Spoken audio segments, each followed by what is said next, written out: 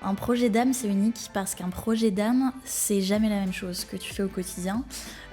Tu peux avoir un projet d'âme où l'entreprise ou l'organisation recherche justement un logiciel de DAM.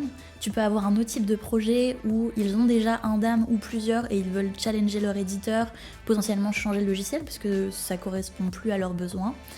Et puis en fonction encore de ce que souhaite l'entreprise, s'ils veulent un outil d'âme pour gérer leur patrimoine, pour gérer leurs archives, pour gérer tous les contenus de l'entreprise, c'est encore une fois différent. Donc en fait, c'est unique dans le sens où je ne fais jamais la même chose. Les étapes clés, ça va forcément passer par une étape d'analyse et d'expression des besoins, de compréhension des cas d'usage des personnes qui vont utiliser la plateforme.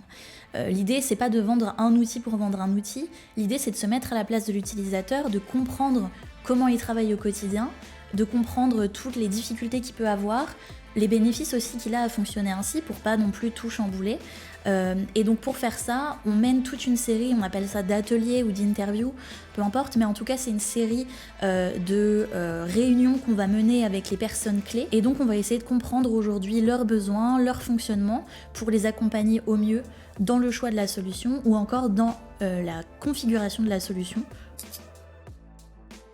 Donc pour savoir qu'un projet d'âme est réussi, on a plusieurs informations qui vont pouvoir nous aider.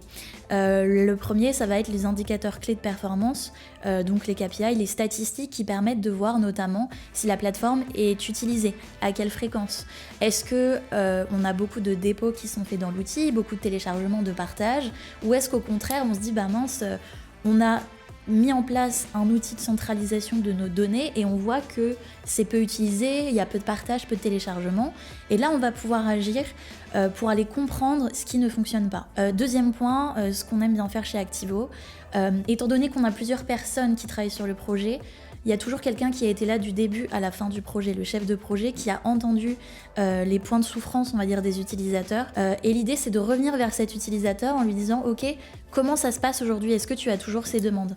Et très souvent, on a des soulagements extrêmes où même on reçoit des mails disant « Ah mais c'est génial, maintenant tout le monde se débrouille tout seul ».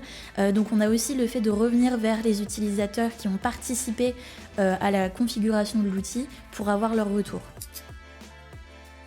Alors si aujourd'hui vous avez un projet d'âme en tête, que vous ne savez pas par où commencer, pour moi le point clé, le plus concret, c'est de se poser et de lister tous vos besoins.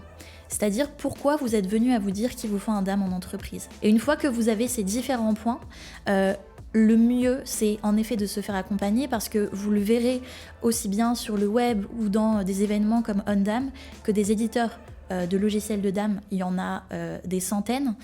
Et comme on le dit toujours, il n'y a pas un logiciel de DAM, il y en a plusieurs en fonction de vos besoins, en fonction des pain points que vous allez rencontrer et puis de l'objectif final que vous allez avoir.